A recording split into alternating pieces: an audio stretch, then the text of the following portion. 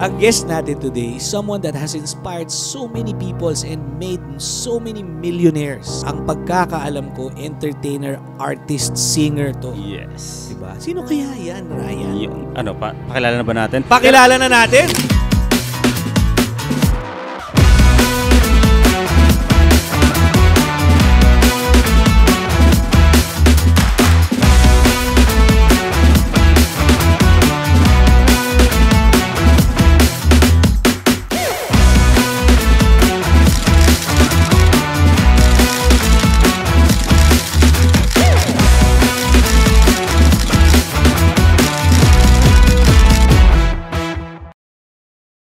Welcome to Fairfax Podcast, where we will dive deep into the layers of life, success, and the issues that keep us all buzzing. because facts and stories Are meant to be shared. Ano bang meron in store sa ating podcast today? Alam, marami tayong pag-uusapan dito na success stories, pero hindi lang success stories. Siyempre, dumaan din tayo minsan sa failures, dumaan din tayo sa mga pagsubok ng buhay. And of course, mamaya meron kaming introduce sa inyo na talaga namang magiging possible na malaki yung chance na maging successful kayo. Kaya antayin yung matapos tong live na to. Actually, hindi lang possible. I guarantee you, everyone that's watching right now, ang guest natin today, parang the guest list na. Ang guest natin today is someone that has inspired so many peoples and made so many millionaires. Yes. I think in over a decade. Yes. Diba? And, Oo, bata pa lang ako, pinapanood ko na. Kaya talagang alam mo, hindi lang sa negosyo, pati sa craft niya. Kasi ang pagkakaalam ko, entertainer, artist, singer to. Yes. Diba? Sino kaya yan, Ryan? Yun. Pakilala na ba natin? Pakilala na natin! Without further ado, our guest for today, introducing Sir Mark Anthony Cruz! Yan! Woo! Brother, welcome! Good morning, Mark. Good morning, guys. Good morning. Thank you for inviting me here. English yun, bro. Mark, thank you for taking the time and napakaganda at napaka-exciting nitong podcast na to with you dahil napakadami nating mai-share, lalo na ikaw, with your journey and success. I mean, of course, hindi lang naman lahat ng bagay nagsisimula ng in-a-snap. Marami tayong pinagdadaanan at lahat ng yan gusto namin mai-share mo sana ngayon. Yes. Simulan mo na. Pakilala mo na, or do you have a question? First question kay Sir Mark. Diretso na ba agad tayo dun sa pag-uusapan natin? Diretso, actually. O, di ba? Wala nang patumpik-tumpik, di ba? Ganyan si Mark, diretso yan. Kilala ko yan. O, di ba? Pag sinabi niyang gusto mo bang maging milyonaryo, diretso. O, diretsahan tayo. O, Mark, magkano bank account mo ngayon? Di sabi, diretsahan. Hindi diretso tayo, di ba? Doon din naman natin. Hindi. Eh, Mark, I mean, we've introduced you with the hype that we've tried to achieve. Mark, Yes. pakilala ka naman sa mga viewers natin ngayon. Hi, guys. I'm Mark Anthony Cruz.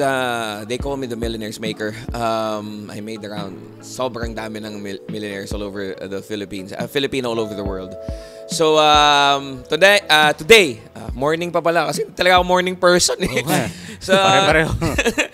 So, today is a very, very special day kasi itong araw na to, ang dami rin kasi nagtatanong sa akin sa social media ng ano yung mga ganito, saan mo nakuha yung ganyan, bakit ganito, bakit ganyan. So finally, today, masasagot ko lahat yun with, syempre, sa mga kaibigan natin, si JV tsaka si Ryan. So yun, I'm just a simple guy with a simple smile and very pretty face. Yun! Yun talaga yung ending. Yun talaga. Pretty face, no? Pretty face. I love the energy of... parang alam ko na kung saan papunta tong podcast natin. But of course, Mark, definitely marami na nakakakilala sa'yo. Especially in your business, in your businesses, and in the world of social media. Pero siguro, if I can start off this podcast with a question na parang, nung simula ba, you had everything that you have right now? Sino ba ang isang Mark Anthony Cruz maybe from 20 years old? Well, 20 years back, taga-Tondo ko. So, I was not born with silver spoon. Hindi ako yung mga tipo ng tao na nakukuha yung gusto ko. I started working at an early age. Para nag-start ako, sa mga hindi nakakaalam, kasi people will know me now. Parang I drive this, I have that, I go here. Pero yun lang yung mga nagagawa ko ngayon kasi I have the means. Pero when I was, syempre kailangan medyo konyo to eh. When I was bata pa, bro. Sa BGC ba yan, bro? Yeah, bro. When I was bata pa. Hindi. When I was young, bro, 13 years old, nagbebenta na ako ng kung ano-ano eh. One time, ang weird kasi puno ako ng tattoo and all. Nakakita ako sa isang social media na parang yung bibingka. Dalawa kasi klase ng bibingka, bro. Ewan ko kung ano to pero gusto ko lang medyo dig deep. Dalawa kasing klase ng bibingka. Iba yung latik, yung nilalako. Tsaka yung pang Pasko. Yun. Nagbebenta kasi ako before, nung bata ako, nung latik. Parang piso isa nun. That was way back, kailan lang yun? Secret daw, secret. Kailan lang. Tapos, nung nakita ko yun sa social media, parang, bro, naiyak ako. Kasi nag-flashback sa akin yung buhay namin dati. And ito lang yung lesson talaga na na before ka itakil yun. Malalaman mo lang na dati kang mahirap kapag may nagbago na sa'yo. Kasi that time, hindi ko naman nararamdaman na mahirap kami kasi lahat naman kami sa tondo nun, kung saan ako nakatira, doon din sila nakatira eh. Kung ano yung naaamoy ko sa umaga, sa kanal doon, yun din na naaamoy namin eh. So, ang laki kasi sinasabi that time, parang wala ako naiisip na mahirap kami or whatever. Until such time na nagkaroon ako, that's the time na sabi ko, dinaanan ko pala yun. Ganun pala yung nangyari sa akin. So, I was not born with a silver spoon. Nag-McDonald's ako at the age of 16. Pinag-aral ko sarili ko mula 3rd year high school hanggang 4th year college. Can you imagine kung gaano kahirap yung pinagdaanan ko? Pero that time, gusto ko kasi yung ginagawa ko eh. Gusto kong makatulong sa parents ko. Kasi ang mindset ko before, bata pa lang ako, ayaw akong pagtrabahoin ng mga magulang ko. Nagtrabaho ko on my own, not because hindi ako kayang pag-aralin ng mga magulang ko. Kasi may tinatawag tayo na igagapang kita eh. Di ba? Yung mga magulang natin, yun ang mga old school na tawagan eh. Igagapang ko ang iyong pag-aaral. Di ba? Pero at that time, 3 kami magkakapatid. Nasa Tondo kami. We're living in a 15 square meter na bahay.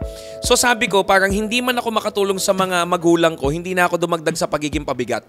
Hindi naman sa pinapahirapan ko yung sarili ko na kaya naman akong pag-aralin ng mga magulang ko, nagbibida-bida ako na magtrabaho sa labas. Kasi bata pa lang ako, gusto ko nang malaman kung yung sinasabi na matatanda kung gaano kahirap kumita ng breads. Alam mo yun?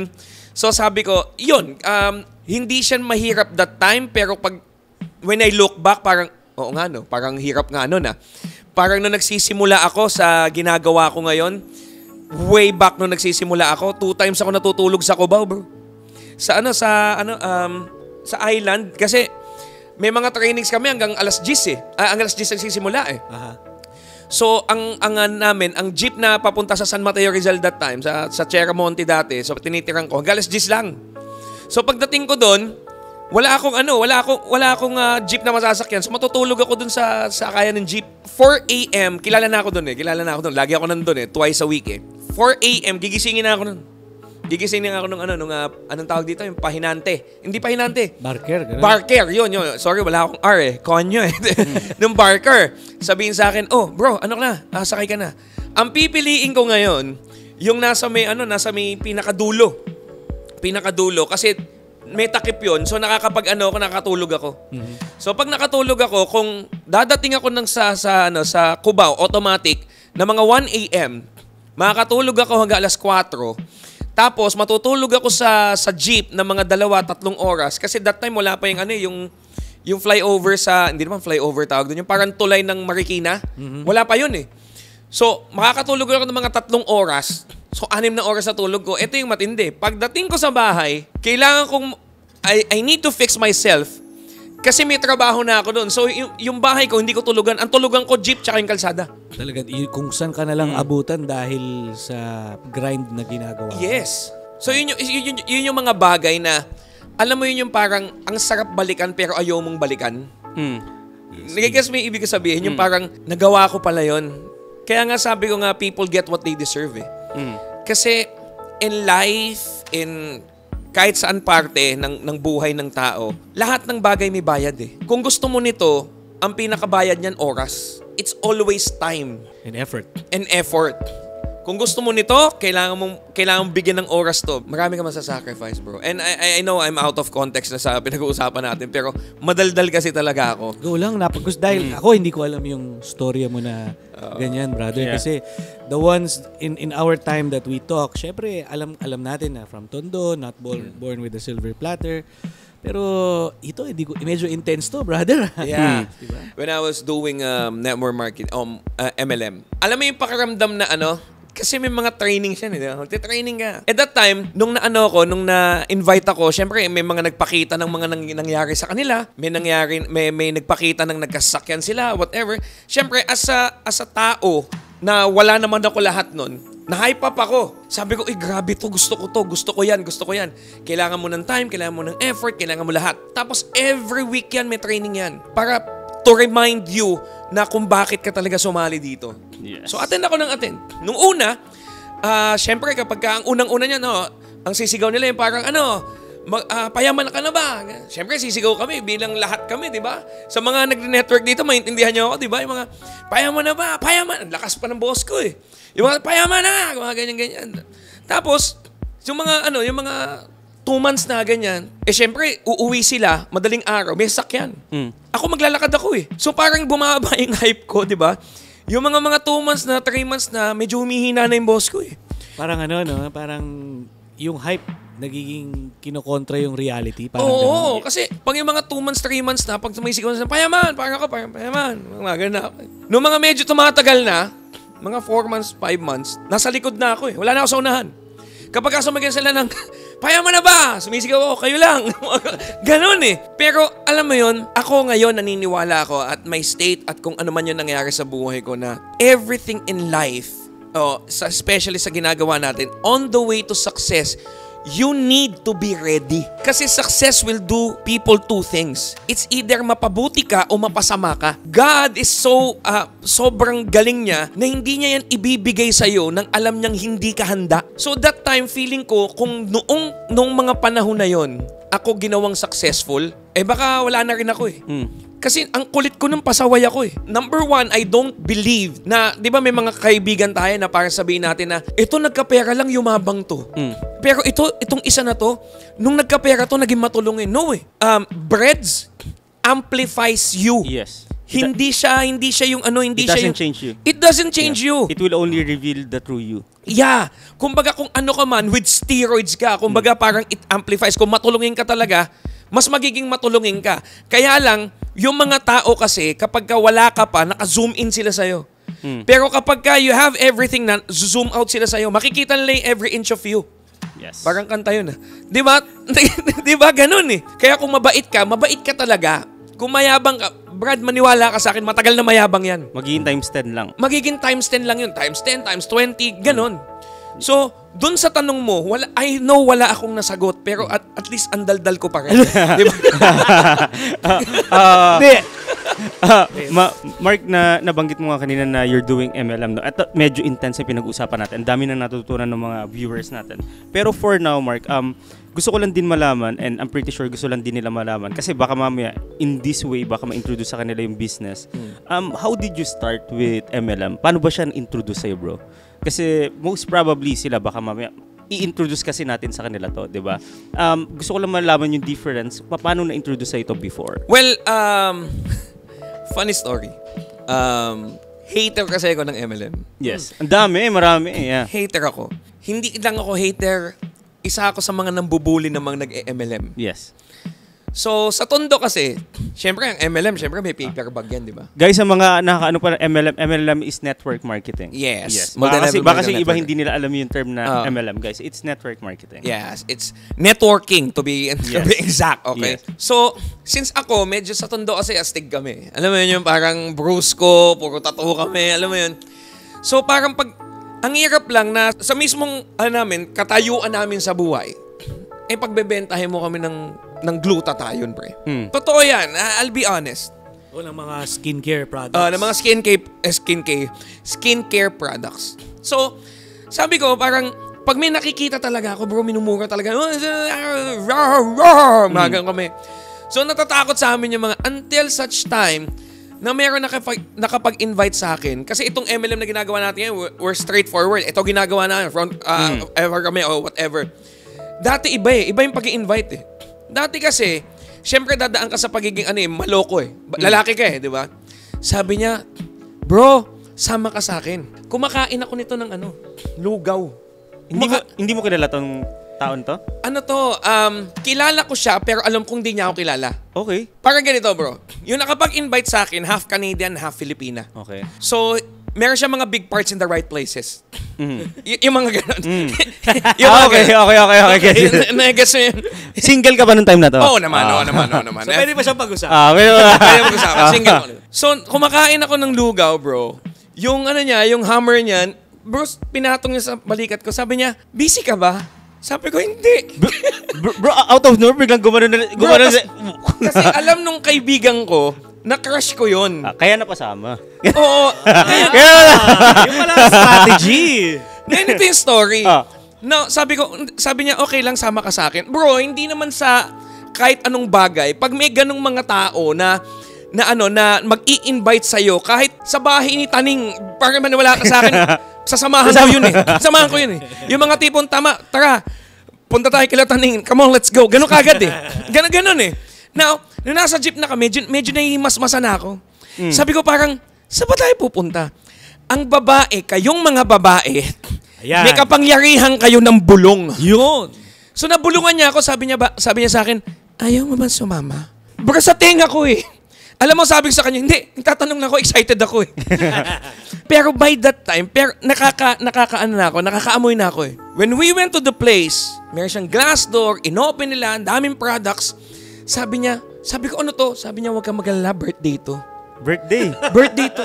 Okay. So, na nakita ko yung products, alam mo yung, syempre may stages yan, in denial pa ako. Sabi ko, siguro kaya maraming products dito, siguro maraming giveaways. Ganun ang iniisip ko. Then sabi ko sa kanya, saan tayo? Sabi niya, doon tayo sa may dulo. May hagdan doon. Aakyat tayo. Sabi ko, sa dulo? Madilim ah. Sabi, wala naman ako wala naman sa isip ko yung bro religious ako di ba? Sabi ko, baka gusto niya lang ako kausapin ng masinsinan. Baka. Tapos sabi niya, nung paakyat na kami, sabi ko, anong meron dyan? Sabi niya, pumasok ko sa pinto na yan, malamig. Sabi ko, malamig, ayos to Pagkakataon ko na tong makausap siya ng solo. Okay. Usap Wala akong ganyang mga iniisip at baka mapanood ng asawa ko to. Baka nanonood siya. Patay tayo. Shout out siya. Now, pagpasok namin, may nagsisigawan. Sabi, ay grabe. Sabi ko, kulto ba to? Ano ba itong napasukan ko? Then, pinapasok niya ako, kahit sobrang hate ko yung MLM, doon ko napatunayan na 80 to 90% ng tao sa mundo, we don't hate MLM. It's just so happen na hindi pa namin sila naiintindihan ng buo. Yes. So, nung naintindihan ko siya, ang naging issue ko naman, syempre yung pinakasikat na issue, wala akong pera. Yes. Wala akong breads eh. So sabi ko, kahit anong gawin ko dito, tumambling ako, sunugin mo ko dito, hindi ako mangangamoy ng ganong halaga o ganong breads. So sabi nila, diyan papasok yung paraan. So since utu-utu ako, gumawa ako ng paraan. Paano? That time kasi nasa I'm living on my own eh. Kasi nagma-McDonald's ako niyan, di ba? So okay pa ba kayo? Okay. Yes, go lang. Marami maganda to. Maganda to story na to. Bro, nakikinig lang kami. We're giving the spotlight sa'yo. Now, eto na. Nung nandun na ako sa may nakita akong ventilador sa dorm namin. Bro, binenta ko yun. Dinispose ko yun. Hindi akin yun eh. Kanino yun? Okay na. Hindi akin yun. Okay na sana na ginawa niya ng paraan kaso hindi pala sa kanya. Oo sabi ko baka hulog ng langit to eh. Hindi akin to eh. So kinabukasan yung may-ari dumating. Sabi niya sa akin, asan na yung ventilador dito? Sabi ko, kanino ventilador ba yun? Sabi niya sa akin, sabi ko sa kanya, ba't sa akin mo hinahanap? So, sabi niya, ganun ba? Hanggang ngayon hindi niya pa alam na ako yung Hindi mo wala pinalitan. Hindi ba yata uso CCTV nung panahon? Hindi wala CCTV nun. So, anyway, I find myself na parang I need to find ways in any parts of life. You need to find ways. It's either gumawa ka ng paraan ngayon o dadating yung panahon, gagawa ka pa rin ng paraan eh. For example, hindi ko nagawa ng paraan. Nagkaroon ako ng emergency, major emergency noong 2019. Kung hindi ako nakagawa ng paraan 13 years ago, gagawa pa rin naman ako ng paraan eh. Buti lang when yung pinaka-madilim na parte ng buhay ko dumating, I was ready. Kasi una pa lang, nagawan ko na siya ng paraan. So kung ang tanong sa akin is ano yung naging, kung paano ako napasok sa ganito, ang wild. From ayaw ko talaga, ngayon I motivate people. Oo. Di ba? Ikaw na ngayon ang spokesperson. Di ba? Parang ang weird na parang, kaya nga sabi ko sa mga tao eh, ako negative din ako eh. Kaya yung mga kinuha ko negative din eh. Kaya alam mo yun, ang dami namin negative, lahat kami kumikita, the negative group. Kasi nga naman, negative plus negative equals positive. Positive yun eh. Napakaganda ng storya mo, Mark, kasi since natackle mo na yung at first, you didn't believe, you were a hater, nandun tayo sa part na yun. Mark, ang question ko is, 4 months, 5 months, sabi mo, parang nangihina na or nagka-catch up na. Ano yung nag-push sa'yo? Siguro 2 questions in connection. Ano yung nag-push sa'yo even though 4 months, 5 months has passed, maybe sabihin na natin there is progress in your mind, in your training, in your mindset, but maybe in terms of the breads or the income, the first question is, ano yung nag-push sa'yo to keep going? And then after that, ano yung pinakauna mong nakuha, na-achieve or kinita na gusto ko malaman kung ano yung naramdaman mo pagkatapos mo makuha yung nakuha mo? 2 things. Number 1, nag-1-year-old kasi ang anak ko. Ang weird, di ba? Ganito yan. Tayo mga lalaki, kapag gusto natin pakasalan ng ating mga esposa o ating mga hermana, mga tol, I promised my wife I'll be giving her the best life in the world. Kasi nakilala ko yung wife ko. Mahilig ako sa medyo backstory eh. Nung nakilala ko yung wife ko, wala akong breads, wala akong auto, wala akong bahay, I am a nobody. Ang meron lang talaga ako that time, gandang lalaki lang talaga. I knew that was coming.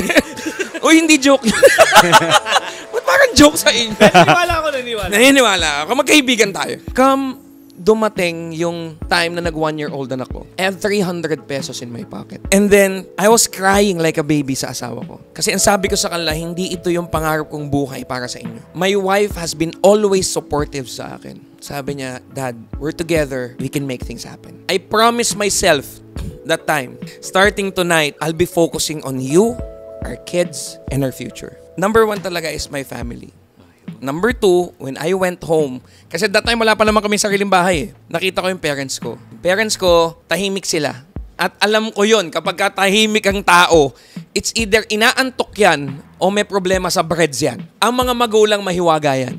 Hirap na yan, hindi pa mararamdaman ng anak yan. Kasi ayaw ng mga magulang na pag-isipin yung mga anak nila. And number 2, hanggat may nakikita akong kumikita ng ganun, alam ko kaya ko yun. Why? Kasi that time, sabi ko, yung ginagawa niya, ginagawa ko rin.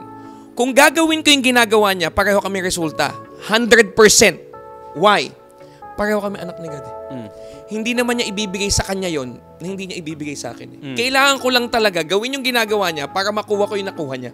Yun yung ano ko. And that time, sabi ko, this is it. I'll be doing it. Hindi yun abrupt na, okay, I've been doing it. Kinabukasan, okay na ako. Maganda na yung nangyari sa buhay. Walang ganun. I enjoyed the process. When I say I enjoyed the process, kasi natapos ko yung process. Nung nasa process ako, pre, naghalo na yung ano ko dito, yung tubig dito, tea dito, laway, lahat. Pero may kasabihan kami. Pag malapit ka nang bumigay, malapit na siyang ibigay. Kaya sabi ko that time, lalabang ko to hanggat may nakikita kong kayang gumawa, kaya ko to. And since people know me as a competitive person, sabi ko, I'll break all the records. Lebron eh. Bron gang ako eh. Yun. I'll break all the records. Sabi ko, hindi ako pumasok dito to be a regular member. I'll be here to make a mark. That's why my name is Mark. Naipasok ko lang yun. Okay. So yun. That time, I never stopped. Ginawa kong gabi ang araw, araw at araw ang gabi. Kasi alam ko, if I pay now, I'll play later. Ganda na sinabi mo, Mark. Yun. So sabi ko, now, ang tanong naman, ano yung unang pakiramdam ko nagkaroon ako ng resulta. I'll be perfectly honest na hindi ako magiging yung parang yung mga showbiz na sagot ng mga network na, when I got my first car, bro, grabe, hindi ko alam. Hindi, bro. Alam kong pinaghirapan ko yun. Kaya ang sabi ko, dapat lang talaga may auto ko. And then, kasi I always work angry. Ang weird, di ba?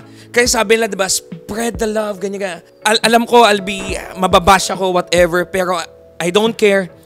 Ako to story ko to di ba? Pag may nakita, pag may tumanggi sa akin, pag may nag-negative sa akin, pag may nagsabi sa akin, walang really ang ginagawa mo, whatever, mas gigil ako. Mas may hindi naniniwala sa akin, mas may pinaasa ako na, oh bro, sige ganito ganyan, aasahan ko ngayon, di natuloy, I'll be on beast mode. I'll make sure, I'll prove everybody wrong. Na yung sinasabi nila na hindi ko kayang gawin, isasampal ko sa pagmumukha nila na ito yung na-miss mo. Ito yung sinasabi ko sa'yo. Ang problema, masyado kang matalino, masyado kang magaling, kaya hindi mo nagawa. Kaya that time, when I got my first car, ano sabi ng mga tao sa akin? Pag kumita ka na, ang weird ng tao Alam mo bakit? Sige, pag kumita ka na, sige, sasali ko sa'yo. Kumita ako. Sabi ko, bro, kumita na ako. Sumali ka na. Bro, pag nakakotse ka, bro, sasali na ako. Nagkakotse na ako. Sabi niya, bro, baka kasi pag nagkakotse ka pa ulit. Bro, dumami na auto ko Hindi pa rin, sumali ka na.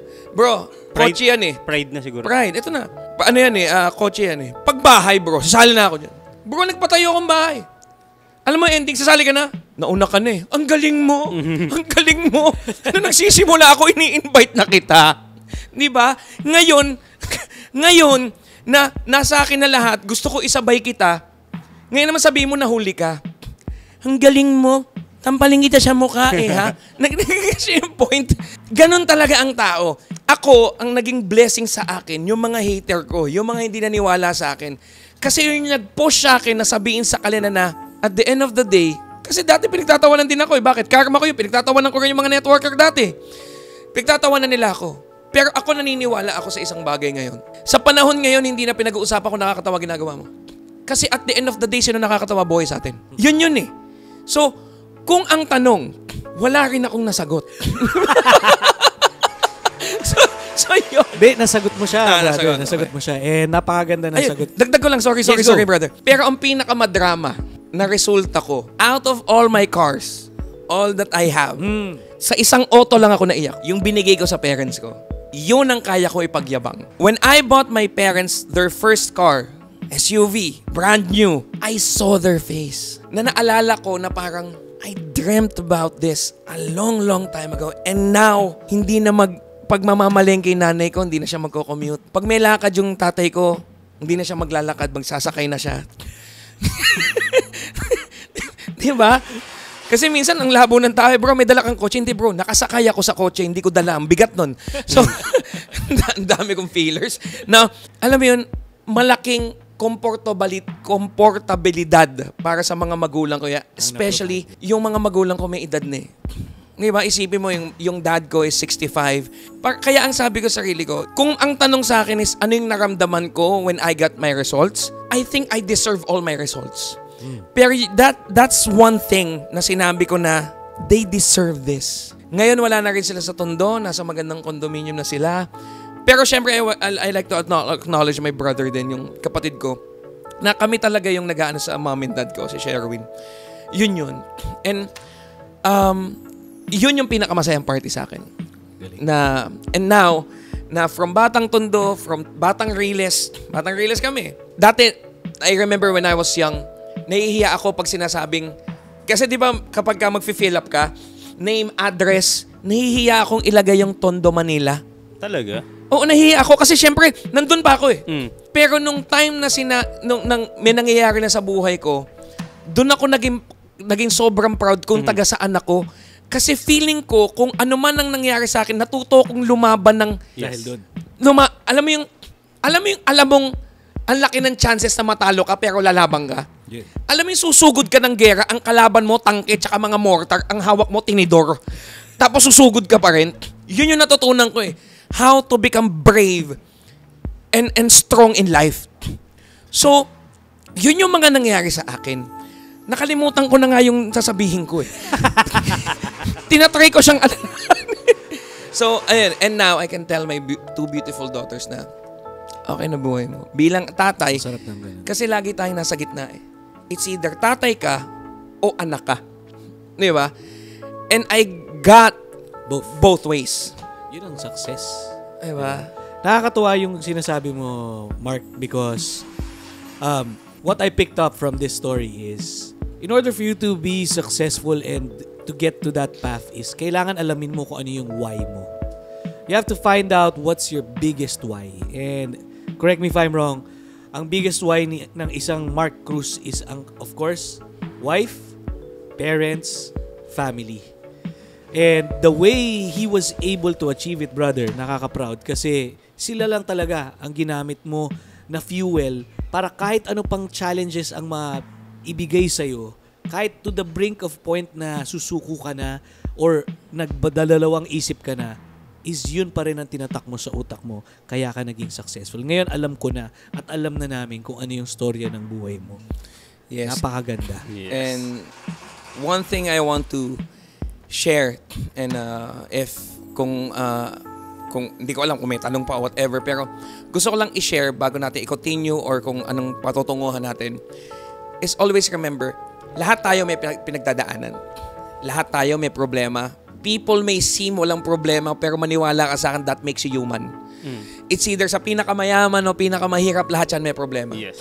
Pero sana, after nung tong podcast na to, na pagkatapos ko dito, iiwan ko lang kayo ng isang tumatak sa akin. God always gives His battle to His greatest soldiers. Hindi niya ibibigay sa iyan kung wala siyang tiwala sa iyo na kaya mo siyang ma-survive o kaya mo siyang malampasan. Lahat yan is planned. It's written in the stars. But always remember, lahat ng nangyayari sa iyo, yan yung decision mo 5 years ago. Yan yung buhay mo ngayon. Or 10 years ago. Kung ano yung magiging decision mo ngayon, nanonood ka ngayon, kung ano naman yung magiging decision mo ngayon, yan yung magiging ikaw 5 to 10 years from now. So yun. Mark, siguro napapansin ko rin is a bunch of our viewers ngayon are also new members ng ating negosyo. Yes. Talaga. Yes, sa lahat ng mga nanonood natin. Siguro, ay hindi siguro, alam ko na gusto nila mag-spend more time with, of course, with Sir Mark kasi ang dami mong maitutulong sa kanila. Yeah. Let's go maybe a little bit specific on not just sa ating negosyo but in any business in general. Sabihin na natin sales, sabihin na natin networking, sabihin na natin investment, sabihin na natin recruitment, diba? In any kind of business.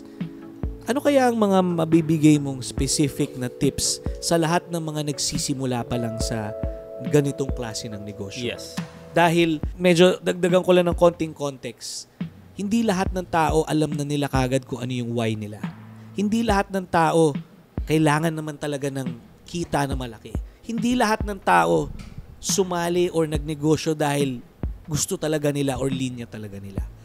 So Mark, anong masasabi mo or tip or advice mo para for them starting this kind of business, anong dapat gawin? Number 1, do not be afraid.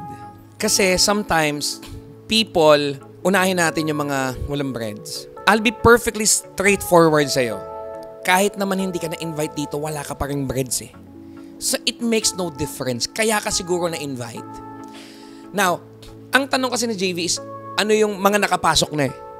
Ano yung dapat nilang gawin? Number 1, don't be afraid. Don't be afraid of rejection. Number 1 yan eh. Ang tao takot ma-reject. Pero come to think of it, bata ka palang nare-reject ka na. Lahat naman siguro tayo, hindi ko lang alam Ako, ako eh. Kayo ba, naranasan nyo na yung pumara ka ng jeep tapos puno, lumampas? Oo naman. Hindi ka naman nagwala nun eh. Oo nga. Di ba? Yung mga tipong, grabe naman itong jeep na to. Depende na pag nasi-CR ka na. Di ba? Di ba? Yun naman yun eh. Yung magwawala ka lang, grabe naman to. Ayoko nang pumara ng jeep, natatakot ako, baka ma-reject ako ng driver. Walang ganun. Walang ganun eh. Nare-reject ka eh. Lahat ba ng niligawan mo, sinagot ka, ang pogi mo naman. Ray, sagutin mo yan. Ha? Hindi siya naliligaw, siya nililigawan eh. Iba pala yun. Nagigets mo? For example, pumunta ka ng restaurant. Umorder ka ng paborito mong sisig. Yes. Kapag ka ikaw ba, excuse me, sisig nga, Ang sabihin ng waiter, ay wala po kami dyan. Magwawala ka, alika nga dito. Bakit walang sisig? Hindi naman eh. Ayoko nang umorder kasi baka wala na naman yung order ko. Ano gagawin mo? O order ka ng panibago. Direject ka ng jeep kasi lumampas. Ano gagawin mo? Papara ka ng panibago. Pero pagdating sa isang negosyo, number one, wag kang mahiya sa wag kang matakot sa rejection. Pangalawa, wag kang mahiya sa ginagawa mo. Kasi minsan, I'll be honest, I'll be straightforward. Dati when I started this kind of business, nahihiya ako kasi astig ako eh. Puno ako ng tattoo eh. Diba? Ang hirap mag-invite na, bro, you want glutathione? Diba? You want yung sutla beauty, ganon? Yung sutla beauty, pare. Ang lalim ng Tagalog. Gusto mo malasutla na kinis, ganon? Naiya ako eh, kasi puro ako tattoo, rakista ako, diba? Parang, ang hirap naman na parang, nagbabanda kami, tapos ang usapan namin skincare. Pero ang rockstar kami. Hindi siya rockstar. Pero kung iisipin mo, lahat ng mayamang tao sa mundo is into sales. Yes. Lahat. Totoo yan. Lahat into sales. Pero sabi nila, kasi ayoko ng networking eh. Lahat ng ginagalawan natin networking eh. Exactly. Diba? Kapag ka ikaw nagbenta ka ng property, kailangan may certain network ka eh. Nahiya ka bang ibenta yon? Isipin mo, hindi ka nga nahiya na makipag-inuman sa mga tropa mo eh. Kahit alam mo pwedeng mag-crash yung sinasakyan nila kapag ka umuwi sila eh. Dapat wag kang mahiya sa isang bagay na pwedeng magbago sa buhay nila. And number two, yun pala yung number two. Number one, wag kang matakot sa rejection. Number two, wag kang mahiya sa ginagawa mo. Kasi, for example, yung may-ari ng malabanan, anong negosyo nila? Yes. Poops. Alam na natin. Di ba? Poops, di ba? Pag tinanong mo ba yun, mahihiya? Anong negosyo mo? Poops! Ganun eh. Kasi doon siya umangat yung buhay niya eh. Walang negosyante na nahiya sa ginagawa niya. Meron noong kaibigan, bro. Ang negosyo niya, lip tint. Walang problema yun eh. Hindi ka nakakahiya yun eh.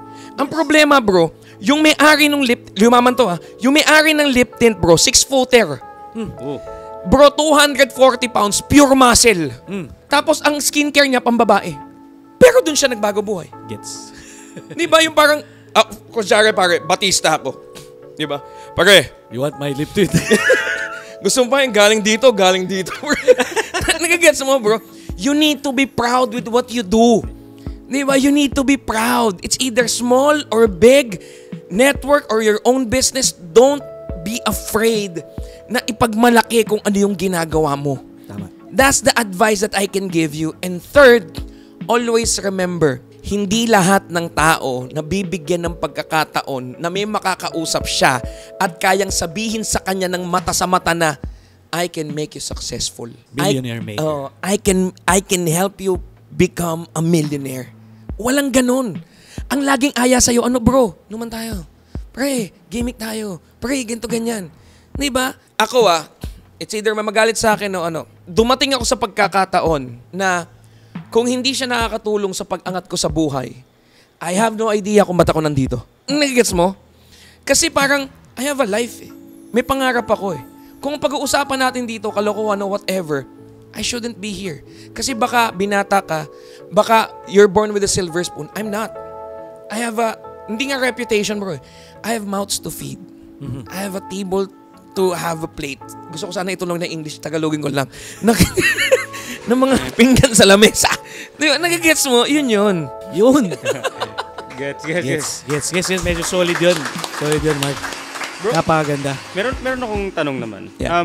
Sabi nga natin, you're into network marketing. Yeah. And yung mga nanonood sa atin, iba dyan, most probably they have regular job, baka they're into sales or they have other businesses. I just want to ask Mark, what is like the advantage or yung parang tipong, how can you differentiate network marketing sa ibang bagay na ginagawa na at saka bakit siya maganda? And how you can do this with kung ano man yung ginagawa mo ngayon? Paano mo siya pwedeng isabay? Something ganun. Number one, ang kayang-kaya mo makuha, I'll give you an example again. After nung unang network ko, nag-buy and sell ako ng kotse. Pero with the skill set that I have na galing sa network marketing. Sa grupo namin ng mga buy and sell, ako yung number 1 na pinaka nakakabenta. I'm selling like 3, 4, 5 cars a week. Meron ako nakakatawa. Kung may mga buy and sell dito, makaka-relate kayo. Pag madumi ang kotse ko, kaya kong i-reason out kung ba't madumi yun at bibili ng kliyente. How? Diba? Kasi ma'am, nakita niyo naman hindi ako buy and sell. Hindi ako sanay magbenta ng ng kotse talaga. Kaya hindi ako magtaka kayo ma'am kung kung binigay ko sa inyo o pinakita ko sa inyo na sobrang linis, baka may tinatago ako sa inyo. Ano sabihin nung ay oo nga no, at least hindi siya buy and sell. Kasi minsan yung buy and sell medyo may mga finifix sila tapos tinatago na kasi malinis. Di ba? Paano naman pag malinis? Alam mo ma'am, ganyan yung malalaman na hindi ako buy and sell. Nakita nyo naman kung gaano kaalaga yung car. There's always a way around it. Yes. Di ba? Nakita nyo kung gaano kaganda yung car. Nakita nyo naman kung gaano kaalaga. Kasi it's my personal car. Ganon. So, matututo kang mag-reason out, matututo kang, alam mo yung lahat ng loophole kaya mo eh. Maraming bagay sa mundo na ang nagli-lead ng pack, dating nagne-network because of the skill sets. Now, paano mo siya i-associate sa mga ginagawa mo ngayon? Yeah. Number 1, tandaan natin to. Number 1, matututunan mo how to close a deal. When you close, you close. Lahat ng bagay ngayon, kailangan mo mag-closing. For example, magtatayo ako ng negosyo at kailangan ko ng investor. Malakihan to. Mga 20 million, mga malalaking halaga. Kung kinausap ko siya ng ganito, ma'am, kasi yung meron kaming tatay dito sa gusto niya na ito. 20 lang, 20. Mukha ka sintu-sintu nun, di ba? Alam mo yun, ako kasi excited lagi ako eh. When I know what I'm doing, and I know what I'm doing is totoo, feasible, tsaka sustainable, I'll be proud. Exactly. You can go walk around. Dumating na ako sa pagkakataon na alam ko, pag tumayo ako ng stage, alam ko kung eto 3 heads to, 1 head to, negative to, alam ko na. Sa 13 years kong ginagawa yung tumatayo sa stage, motivating people, encouraging people to become successful. And the funny thing is, ang weird lang, pag ang tao may lumabas na bagong phone, bibilin ka agad. Ibibilin yan. Ipapangutang pa nila yan. Pero pag pinakitahan mo ng negosyo, laging, ay, wala akong breads eh. Ganito, ganyan eh. Pero pag nakita mo ganyan, kaya nga nauso siguro yung hashtag na iPhone 15 fully paid. Diba? Guys. Yun yung flex nila eh. Oo. Guys, always remember, medyo masakit yung ibabato ko, pero ibabaong ko pa, okay? Iba yung social sa social climber. Diba? Huwag mong pilitin. Maganda kasi yung pambibili mo ng bagay na gusto mo, spare money mo. Dahil dalawa lang ang ginagawa ng tao sa mundo. Yung una, kumikita ka. Pangalawa, gumagastos ka. Now ask yourself, gaano katagal na panahon ka sa isang araw? Gaano kahabang oras yung gumagastos ka? Tsaka sa kumikita ka. Diba? Exactly. Ang layo na ng sagot ko sa tanong nila. Ang daming pwedeng dugtungin sa lahat ng mga sinasabi ni Mark. And I guess the 3 of us here, all of us have sales. Yeah. Kung ano man yan, sabihin natin ako, I sell an experience in the nightlife industry. I sell events. In short, I sell tickets, I sell tables, I also sold insurance, I also sold properties, I also sold until now. Kahit nandito na tayo sa position where we are right now, I'm still selling. Yeah. And I'm selling trust and at the same time the service kung saan naniniwala ako. In everything that we did, I think all of us, Ryan in real estate, Mark in networking and buy and sell and a lot of things. Me, I've mentioned earlier, kapag naniniwala ka talaga sa ginagawa mo and alam mo kung ano yung why mo, wala nang excuse eh. Hindi, alam mo yun, pagkagising mo sa umaga, nag-alarm yung alarm clock mo, wala nang ligoy-ligoy pa. Pagka set ng alarm mo, ang alarm ko kasi motivational quote. First 3 words pa lang ng alarm, in-off ko na, tapos tatayo na ako. Ganun ako ka-discipline. Well, minsan. Actually, lahat naman ng tao may mga pahinga. But what I'm saying is, yung last question ni Ryan kay Mark is really just accepting na this is what you do And as long as wala kang tinatapakang tao at ang intentions mo is para sa kabutihan, para sa pamilya mo, para sa anak mo, para sa kabutihan ng staff mo, kung malaki man ang negosyo mo, everything will just happen for you because you keep on doing the work. Yun yung napipick up ko sa napakagandang mga shinare ni Mark. That is true. That is Grabe. true. Ako naman bro, when Front Row was introduced to me, actually yung tumatak sa akin and yung parang the reason why I was interested, yung idea na yung sabi ni Mark before na na autopilot or parang this thing kasi is unlimited. What do I mean by that? I've been in sales, lagi nyo sinasabi I'm the first self-made multimillionaire in real estate. But the thing is, yes, I earned so much in real estate. But the thing is, in sales kasi, in a normal sales, no? You're only good as your last sale. Diba? Lagi sinasabi yun. You're only as good as your last sale. This month, number 1 ka. Next month, back to 0 ka. Diba? Pwedeng hindi na ikaw yung number 1 next month. Next month. The reason why I went with Front Row or even sales before in real estate kasi the number 1 reason is kasi tamad ako. Tamad ako kaya ako nagiging masipag.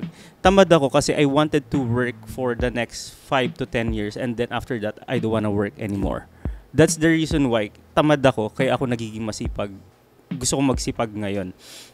The reason why na nakita kong unlimited siya kasi nga before, I was so successful in real estate. But then again, I wanted to retire early. But then, sabi ko nga, you're only as good as your last sale. I wanted to retire early. Pero sinasabi ko sa sarili ko, wait lang, baka kulang pa to. Paano pag nagkapamilya ako, ganyan? Baka mamaya, kulang pa to. So, kailangan ko pa magtrabaho. What if magkaroon ulit ng pandemic? Magkaroon ulit ng lockdown? Diba? Yung pera mo, mawawala ulit. Tapos kailangan mo ulit magkaroon ng pera. The good thing about network marketing na nakita ko, sabi mo, unlimited siya and pwede kang mag-autopilot. Kasi it's not only good as your last sale. Kasi nga, since you're helping other people, yung mga na-refer mo, or tinatawag natin mga downlines mo, pwedeng magtrabaho ka for the next 3 to 5 years and then after that, kung talagang na-train mo sila ng maayos, pwedeng possible na sila yung nagtatrabaho para sa'yo, parang nag-aano ka lang, you're guiding them na lang, something ganon. Yun talaga yung parang tumatak sa akin kasi nga, tamad nga ako eh. Diba? At gusto ko magsipag ngayon para in the future, magtatamad na lang talaga ako, 'di ba? Yun talaga yung gusto ko, bro. As in, yun yung gusto ko. Passive ka. Yes, passive income tapos di na ako magtatrabaho and then I'll just do whatever I want. Yeah. Do the work now Yes. so that you have a very, very nice future and Yes. very long rest as retired, diba? Napakagaling. Mark, siguro, alam naman natin lahat, actually, all of us here are members of the same MLM, networking, and syempre skincare. The best in the world, Front Row. Yes. Yes, kaming tatlo, nandito kami ngayon. Ito ang parte ng success namin na gusto naming i-share sa inyong lahat dahil alam namin na gusto naming makatulong, gusto namin lahat tayo maging successful. Kaya namin ginagawa itong podcast na to is to share and bring everybody up. Lahat, itong past episodes ng Fairfax na podcast namin, narinig nyo na sila Casby, narinig nyo na sila Becca, sila Arya, sila Jel, sila Casey, everybody, sila Zaira. Everybody sharing this and we reserve this moment to bring the man himself na ang pinaka nasa taas na ng aming grupo at laging number 1 sa Front Row. Diba? So ngayon, gusto ko lang sana, Mark, i-invite mo silang lahat kung ano ba ang namimiss nila, kung ano ba yung dapat nilang puntahan para sa atin. Maglalagay kami ng link para makapag-set tayo ng meeting at lahat tayo magsama-sama. With Mark himself, with Ryan, myself, kung gusto nyo kaming kasama, Mark, invite mo na sila. Ito na para sa future ng lahat. Ganito lang yan, guys. Season 7 is coming. And it's a surprise. I have no idea kung pwede ko sabihin, pero hindi ko lang sasabihin. Di ba? Pero this coming March will be so massive for Front Row and House of Collab. And you should be a part of it. Kasi now, hindi ito yung normal na nakikita mo mga network na makikita mo.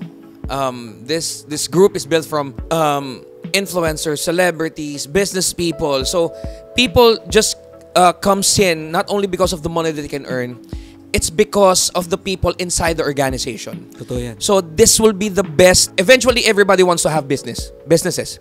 So, ang dami mong matututunan dito. Plus, syempre, the breads that you can earn here. And this will be so big. This is not for you. This is for your family. Think of it. The only way for you to earn millions or earn big with a certain business that you can do is maglabas ka rin ng ganung kalaki. Ito minimal lang to. Sobrang minimal lang nito. Pero a minimum investment or minimum purchasing, maximum revenue. So, gaano kasarap na ang kasama mo, sila Ryan, kami, mga celebrities, influencers, you can name drop siya sa mga future invites mo eh. Na I'm with Ryan Tanyada, I'm with JV Advincula. I promise you one thing. You will enjoy this. Why? Number one, napakasarap mag-earn ng masaya ka. Hindi ka 8 to 5 eh. Hindi ka rin yung hindi pa rin yung wala kang boss dito eh, 'di ba? Ang sarap kumita ng ganun. And number 2, naka-surround sa iyo successful people. Yun para sa akin napaka-valuable. Napaka-importante nun, 'di ba? I would like to invite you guys to new group in front row. House of Collab group. Let's go, let's go. Ito yung mga kasama nyo, guys. So, huwag kayong magpapahuli. If I had a chance nung way back, kaya lang wala pang influencer. No? If I had a chance way back na magkaroon ng mga influencers na kasama, maniwala ka sa akin. Gagawin ko siya kasi alam ko ang laki ng traction ko. This is the new group in front row. New head to. Kumbaga front row, House of Collab. Tapos, kayo na. So, ganun ka na. So, guys, unahan lang to. Hindi naman namin kayang i-cater ng sobrang dami everyday. So, now we'll be building the core. So, we're excited. They're excited. I know you guys are excited. Let's do this, bro. Let's go. Yan. Alam ko na napakarami yung gusto bang matanong. Alam nyo, napakadami yung natututunan ngayon sa mga podcast natin. Every week namin to ginagawa. Para sa inyo to, hindi to para sa amin. Kung gusto nyong malaman lahat, at sinasabi ko na, willing kami, si Mark himself, will meet with you guys, whether Google Meet, sa man lupalop kayo ng buong mundo, bibigyan namin kayo ng oras. Just message us in all our social media platforms. Message nyo rin kami sa personal accounts namin. Gagawa namin kayo ng paraan para makapag-usap tayo at magsama-sama tayong maging millionaires. Nandito na ang Millionaire Maker. Yeah. Mark Anthony Cruz. Yeah, follow nyo ako sa labas. Mamaya paglabas ko. Okay. And again, maraming salamat sa lahat ng mga nanonood. Yes, guys. Everyone, thank you again. By the way, again, I'm Ryan Tanyada. I'm JV Advincula. I'm Mark Anthony Cruz. Thank you for listening and watching our podcast. Always remember that opportunities come to pass, not to pause. So grab them now. Thank you, everybody. Message us, guys.